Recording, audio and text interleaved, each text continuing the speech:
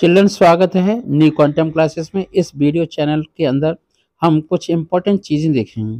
वो इंपॉर्टेंट चीज़ें हैं कि डेफिनेशन ऑफ एल्कीन क्या है, स्ट्रक्चर क्या है, प्रॉपर्टीज़ क्या है, उनके बनाने के मेथड क्या हैं और उनकी chemical properties as well as physical properties देखेंगे। इसके साथ साथ हम एक और चीज़ आपको बता दें कि अगर आप मेरे चैनल पर नए हैं तो आप चैनल को सब्सक्राइब जरूर करें, जिससे आपको नॉलेजेबल वीडियो मिलती रहेंगी।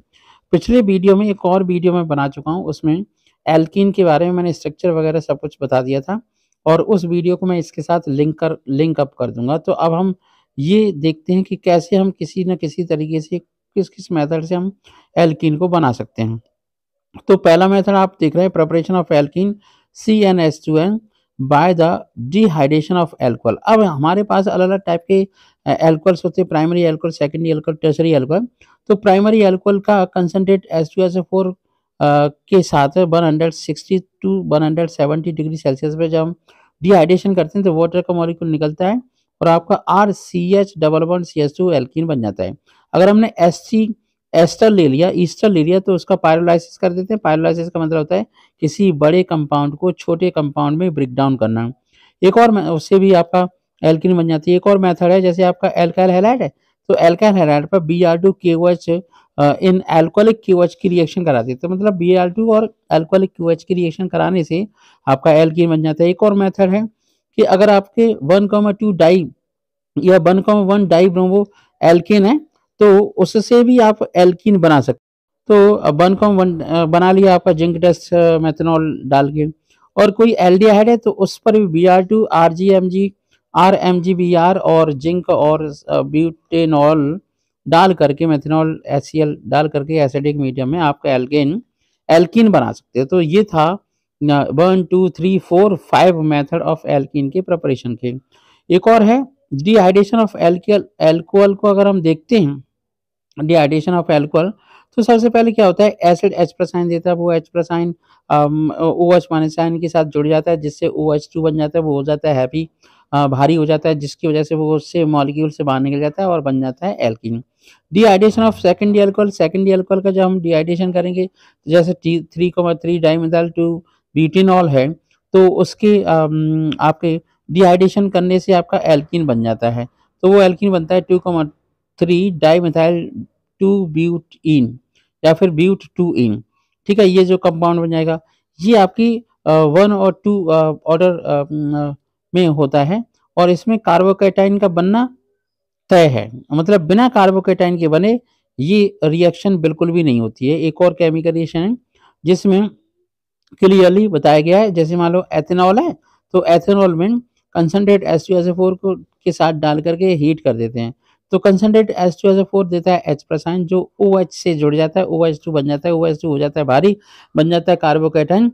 और कार्बोकैटाइन की जगह पर फिर आपका दूसरे जो आपका CH3 फंक्शन ग्रुप है, जो बीटा आपका कार्बन है, उससे एक हाइड्रोजन अपने इलेक्ट्रॉन देके चला जाता है। हाइड्रोजन में दम नहीं होती इलेक्ट्रॉन ले जाने की, इलेक्ट्रॉन छोड़ देता है, नेगेटिव चार्ज पॉजिटिव चार्ज से बन जाता है एथीन। तो ये था आपके एल्कीन का डिहाइड्रेशन। एक और मेथड है, जैसे आप प्रिपरेशन ऑफ एल्कीन हम पढ़ रहे हैं, तो हम ऐसे मान सकते हैं 2 ब्रोमो प्रोपेन से भी एल्कोहलिक KOH से हम एल्कीन बना सकते हैं, तो इससे प्रोपीन बनता है। अगर आपका 2 क्लोरो 2 मिथाइल प्रोपेन है, उसका भी एल्कोहलिक KOH के साथ हीट करके आप 2 मिथाइल प्रोप 2 इन बना सकते हैं। हाँ, प्रोप 1 इन 2 मिथाइल प्रोपीन बना सकते हैं और HCl उसमें निकल जाएगा। इसका मतलब ये हुआ कि अगर हम टर्शरी ब्यूटाइल कार्बन लेते हैं या फिर टर्शरी ब्यूटाइल एल्काइल हैलाइड लेते हैं, तो उसमें आपकी ब्यूटीन का आइसोमर बनता है। क्या बनता है? ब्यूटीन का आइसोमर। चलिए नेक्स्ट एग्जांपल देखते हैं। From alkyl halide dehydration dehydrohalogenation, इसे हम बोलते हैं डिहाइड्रोहेलोजनेशन। मतलब आपका FCl-BrI X की जगह पे हम FCl-BrI ले सकते हैं। एक्चुअली क्या है कि क्लोरीन ब्रोमीन आयोडीन की रिएक्शन थोड़ी सी ज़्यादा सही से होती है, फ्लोरीन की नहीं होती। फ्लोरीन ज़्यादा इलेक्ट्रोनेगेटिव होता है, जिसकी वजह से वो सिस्टम से आसानी से नहीं हटता। तो एल्कोहलिक QH की प्रेजेंस में जब हम हीट कराएंगे तो बन जाएगा बीटा एलिमिनेशन प्रोडक्ट बनेगा और आपका एथीन बन जाएगी। फिर है फ्रॉम बिसनल डाई हैलाइड। बिसनल का मतलब होता है जब एडजेसेंट कार्बन पर Br या Cl कुछ भी लगा होता है तो उसमें जिंक डस्ट डाल दो, जिंक Zn Br2 बन जाएगा और बन जाएगा का आपका प्रोपीन बनना है सेकंड केस में, फर्स्ट केस में आपका एथीन बनना है। सेकंड में भी आपका डीहाइड्रोहेलोजनेशन हो जाएगा तो बन जाएगा एथीन। इसमें कंसंट्रेट H2SO4 से मतलब डीहाइड्रेशन ऑफ अल्कोहल किया गया है। अब हम देखते हैं लिंडलर्स कैटलिस्ट होता है, लिंडलर्स कैटलिस्ट जिसमें आपकी सिस ब्यूट 2 इन बनती है और जो आपका NaNH3 के केस में जो लिक्विड अमोनिया लेते हैं उसके केस में ट्रांस बनती है। तो ये तो आपके ऊपर डिपेंड करेगा, अगर आपको ट्रांस ब्यूट 2 इन बनाना है ना, तो आपको NaNH3 का लिक्विड लेना पड़ेगा और सिस बना है तो लिंडलर्स कैटलिस्ट लेना पड़ेगा जो H2 के साथ लिया जाता है। एक और बात है, ये जो आपके केमिस्ट्री जो हम पढ़ रहे हैं कि किस तरीके से एल्कीन को हमें बनाना है एल्काइंस, तो यहाँ पे एल्काइन से एल्कीन हम प्रिपेयर कर रहे हैं, तो विशेष ध्यान रखेंगे जब भी हम एल्काइन से एल्कीन को प्रिपेयर करेंगे। एक और मेथड है जैसे डीहाइड्रेशन ऑफ एल्कोहल के काफ़ी सारे मेथड हमने देख लिए हैं, तो आप आसानी से बना सकते हो।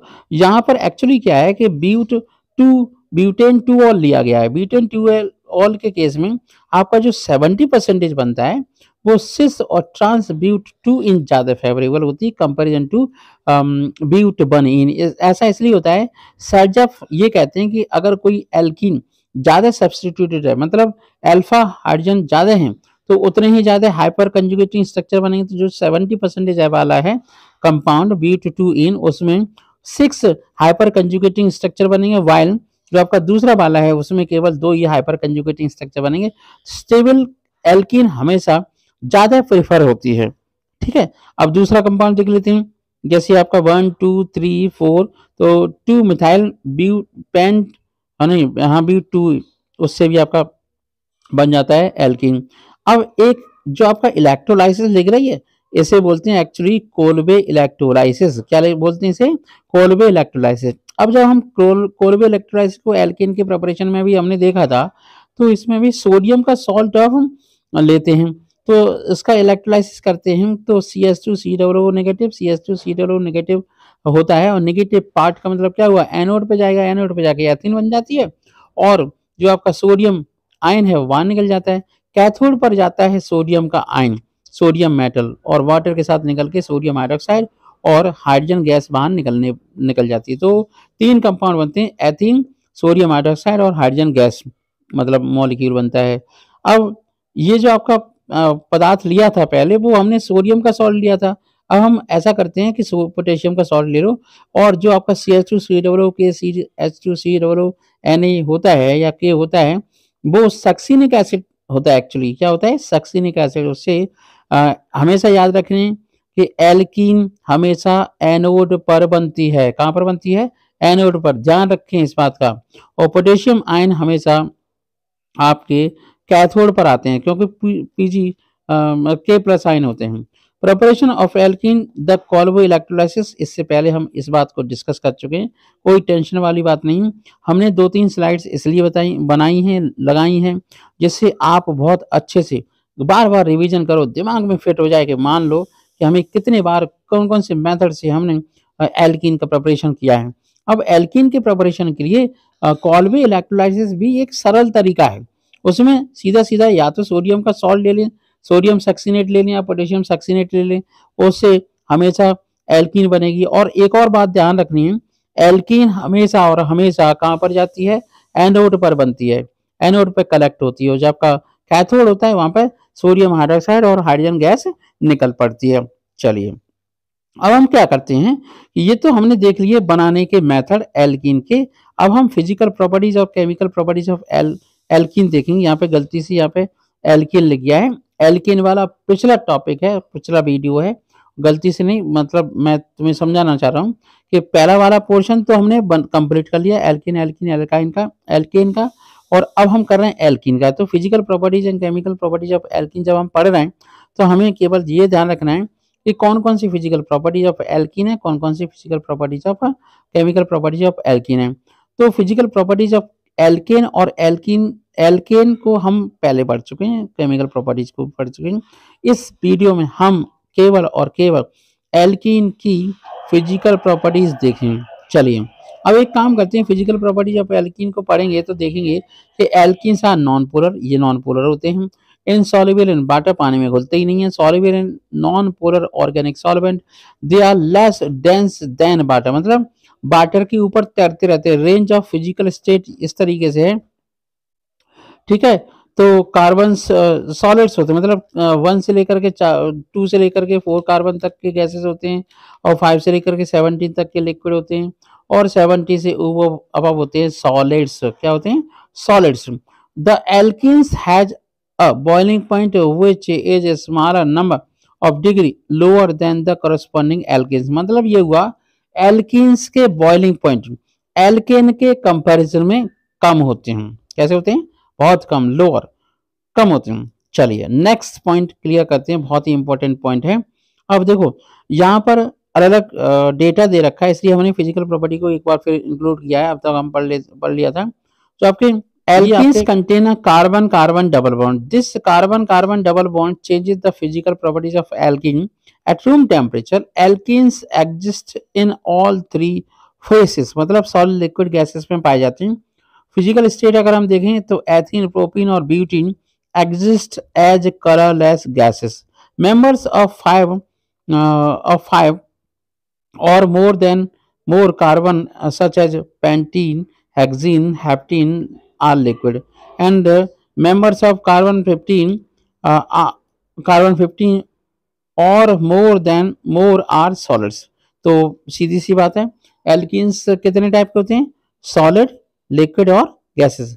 कम कार्बन के कंपाउंड गैसेस होते हैं, 1 2 और 3 और 4 वाले। बाकी के कैसे होते हैं? लिक्विड होते हैं।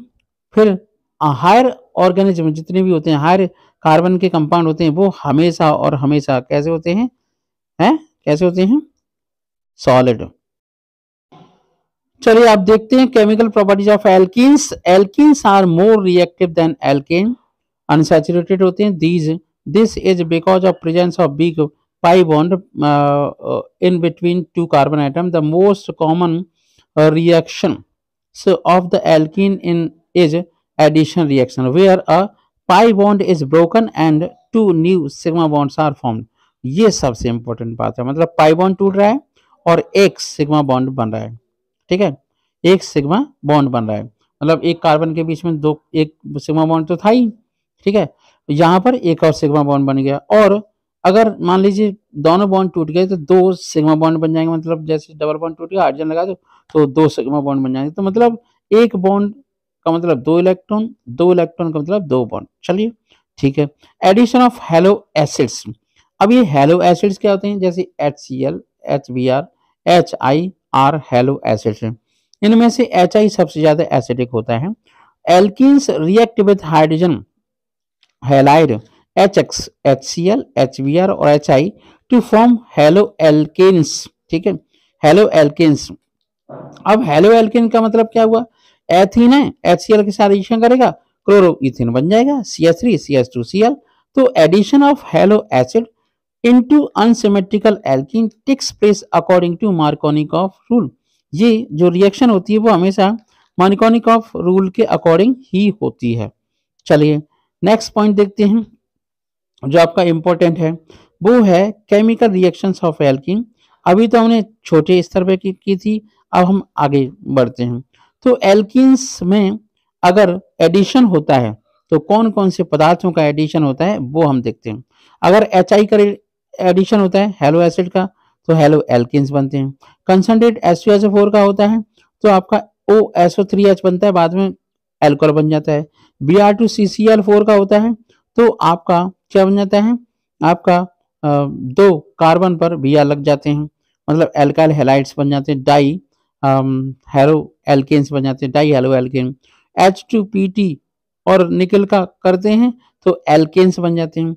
अगर सब्स्टिट्यूशन रिएक्शन होती है Cl2 की ना, Cl2 नहीं, सब्स्टिट्यूशन रिएक्शन तो नहीं होगी एल्कीन की। एक्चुअल में 350 टू 450 डिग्री सेल्सियस पे ये आपका Cl2 के साथ रिएक्शन करके CH2 C double bond CHCl मतलब विनाइल क्लोराइड बन जाता है। क्या बनता है? Vinyl chloride. ये गलत लिखा हुआ अलाइल क्लोराइड, ये है विनाइल क्लोराइड, ठीक है। अगर B2H6 के साथ एडिशन H2O2 की प्रेजेंस में करेंगे तो आपका एल्कोहल बन जाता है। इस तरीके से इतनी सारी रिएक्शंस होती हैं। तो अगर हम एडिशन रिएक्शन की बात करें तो एडिशन ऑफ हाइड्रोजन हो सकता है ब्रोमीन का, तो ब्रोमीन दोनों कार्बन पे लग सकती है। एडिशन ऑफ हाइड्रोजन होगा तो हीट एंड अ कैटलिस्ट निकल आर नीडेड, तो उस केस में आपका वेजिटेबल ऑयल से वेजिटेबल घी बन जाएगा। एल्कीन मतलब एथीन से एथीन बन जाएगा। एडिशन ऑफ वाटर होगा तो एल्कोहल बन जाएगा। लेकिन एडिशन ऑफ वाटर हमेशा हमेशा होता है प्रेजेंस ऑफ सल्फ्यूरिक एसिड, है ना। तो heat and high pressure are needed for this reaction. Ethene plus steam gives ethanol. क्या बनता है? एथेनॉल। ठीक है, तो इथाइल अल्कोहल बन जाता है CH3CH2OH। और जो आपका एथीन है वो कन्वर्ट हो जाता है सैचुरेटेड अल्कोहल में। CH3CH2OH सैचुरेटेड अल्कोहल है। हम बात करते हैं मार्कोनिकॉफ रूल। मार्कोनिकॉफ रूल का मतलब ये होता है कि मान ली ब्यूट 1 इन है, HBr लगाया, तो इससे क्या हुआ? 2 ब्रोमो ब्यूटेन बन जाएगा। क्या बनेगा? 2 ब्रोमो ब्यूटेन। ये तो आपका मार्कोनिकॉफ रूल है। मार्कोनिकॉफ रूल में हाइड्रोजन ऐसे कार्बन पर जाता है जहां पर हाइड्रोजन की संख्या कम होती है। Br वहां पर जाती है, हाँ, यानी हाइड्रोजन ज्यादा होते हैं वहां पर तो हाइड्रोजन जाता है। और Br ऐसे कार्बन पर जाता है जहां पर हाइड्रोजन की संख्या कम होती है। ऐसे कह सकते हैं कि HBr का Br नेगेटिव पार्ट कम हाइड्रोजन वाले कार्बन पर अटैक करके एक सब्स्टिट्यूट नहीं एडिशन प्रोडक्ट बनता है, और इसमें इलेक्ट्रोफिलिक एडिशन रिएक्शन होती है। क्या होती है? Electrophilic addition reaction. चलिए अब हम बात करते हैं to simplify the rule. It can also be stated that hydrogen is added to the carbon with the most hydrogens and the halide is added to the carbon with the least hydrogen.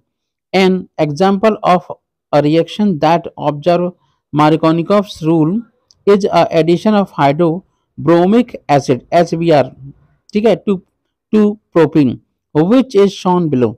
तो आपको मैंने इससे पहले reaction बता दी, पहले मैंने आपको reaction बताई है, अब मैं आपको थ्योरी बता रहा हूँ। सीधी सी बात है, मतलब लिस्ट हाइड्रोजन के पास क्या जा रहा है? नेगेटिव चार्ज, मतलब हैलाइड। ओके, हैलाइड का मतलब FCl Bri। चलिए इसका जस्ट उलट है एंटी मार्कोनिकॉफ रूल। अब एंटी मार्कोनिकॉफ रूल हमेशा तब लगता है जब फ्री रेडिकल बनते हैं। इसमें परऑक्साइड लेना पड़ता है। क्या लेना पड़ता है? परऑक्साइड फ्री रेडिकल बनते हैं। तो परऑक्साइड के केस में ही हमेशा ये रिएक्शन होती है। जब ये रिएक्शन होती है तो हमेशा जो आपका नेगेटिव चार्ज वाला हेलो एलिमेंट है वो हमेशा उस कार्बन के ऊपर अटैक करता है जहां पर हाइड्रोजन की मात्रा, हाइड्रोजन की संख्या ज्यादा होती है। इस बात को हमें अच्छे से समझना है। तो ये आपकी फ्री रेडिकल मैकेनिज्म होती है। कैसी रिएक्शन मैकेनिज्म होती है? Free radical mechanism. चलिए नेक्स्ट पॉइंट और देख लेते हैं, अच्छे से समझ लेते हैं। हम देख रहे हैं कि यहाँ पर रिएक्शन मैकेनिज्म दिखाई जा रही है जिसमें Br फ्री रेडिकल अटैक कर रहा है प्रोपीन के कार्बन, ऐसे कार्बन के ऊपर जहां पर हाइड्रोजन की संख्या ज्यादा है। तो ये था आपका एंटी मार्कोनिकॉफ रूल। तो मतलब ये हुआ कि some of the example of anti Markovnikov rule are primary carbon least substituted होता है, सेकेंडरी कार्बन मीडियम सब्स्टिट्यूटेड होता है, और टर्शरी कार्बन मोस्ट सब्स्टिट्यूटेड होता है। Anti Markovnikov rule radical addition of halo alkane होता है will only happen to HBr, हमेशा परऑक्साइड के केस में, और HBr के एडिशन के केस में ही एंटी मार्कोनिकॉफ रूल होता है। आप दिमाग में रख लीजिए, मतलब जो मार्कोनिकॉफ रूल होगा HF के केस में हो सकता है, HCl के केस में हो सकता है, HBr के केस में हो सकता है, लेकिन एंटी मार्कोनिकॉफ रूल केवल और केवल HBr के एडिशन के केस में ही होता है। ये आपको दिमाग में रखना है।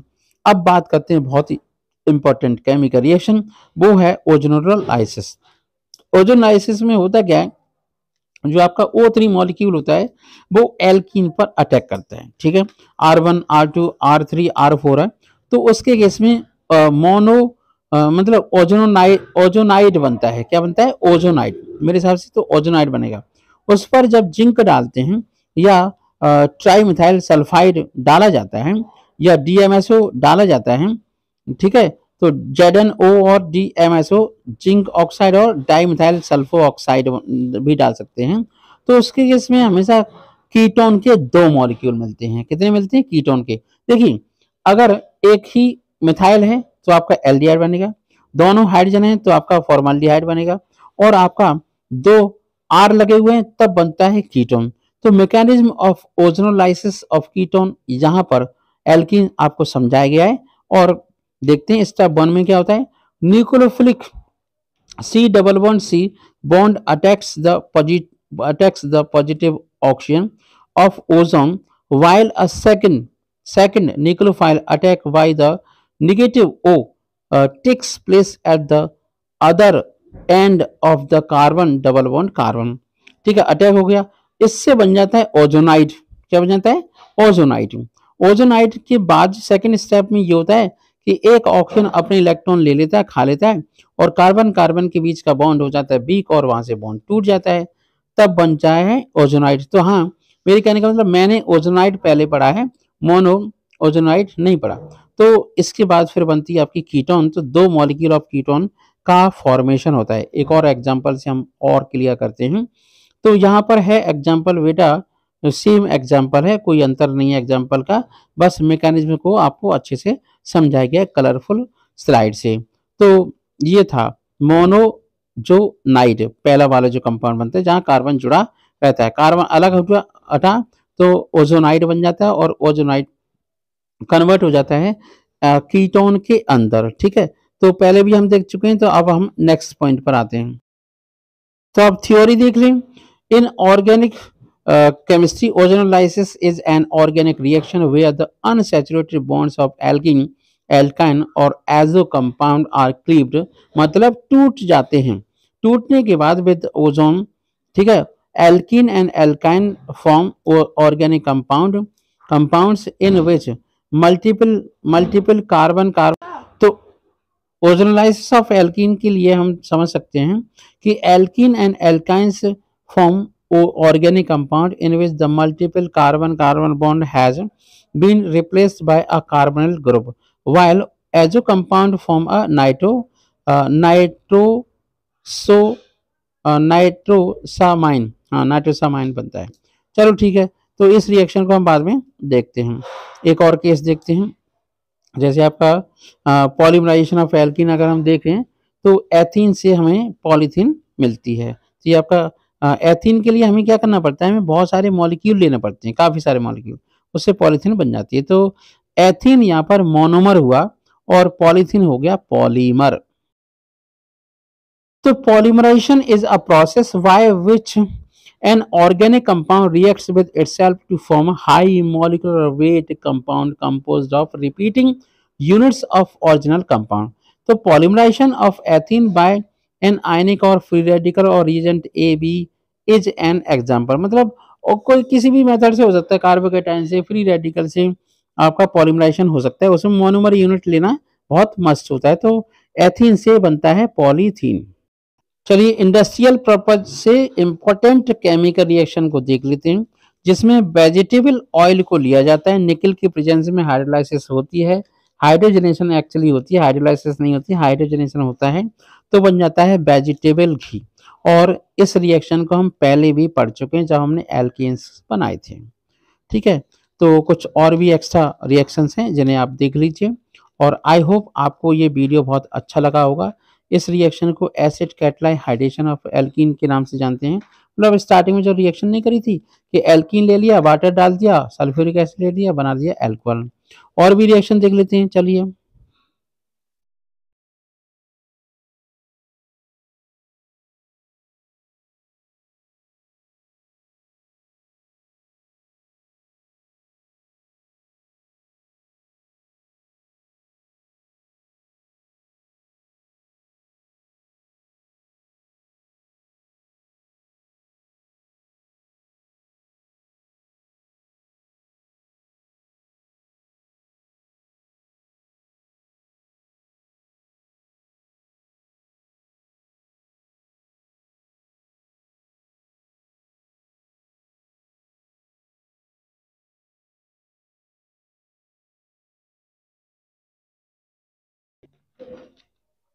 तो ये भी आपकी हाइड्रेशन फॉलोज मार्कोनिकॉफ रूल।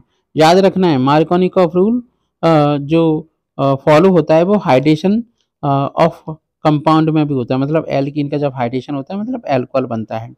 तो आई होप आपको समझ आया होगा ये वीडियो, और मुझे लगता है कि अब आपको मेरे साथ जुड़ जाना चाहिए। अगर आप मेरे वीडियो पे नए हैं, चैनल पे नए हैं, तो आप इस चैनल को सब्सक्राइब जरूर कर लें, और अगर आपको वीडियो सबसे अच्छा लगा हो तो आप इस वीडियो को शेयर करें अपने दोस्तों में, और अपनी नॉलेज आगे इस तरीके से बढ़ाते रहें। ठीक है, चलिए अब हम थोड़ा सा यूजेस देख लेते हैं। एक दो यूजेस हैं, ज़्यादा यूजेस नहीं है, जैसे कि हम यूजेस देख रहे हैं। तो uses, what are the alkenes used for? In manufacturing of alkene find many different application. These are synthesis of alcohol, plastics, liquor, lacquers, और आपका detergent, fuels as starting material. For the chemical industry the most important alkenes are ethene, उससे propene बनाई जाती है, propene, और आपका 1,3-ब्यूटाडाइन, उससे आपका क्या बनते हैं, पॉलीमर्स बनते हैं। क्या बनते हैं? पॉलीमर्स। ठीक है।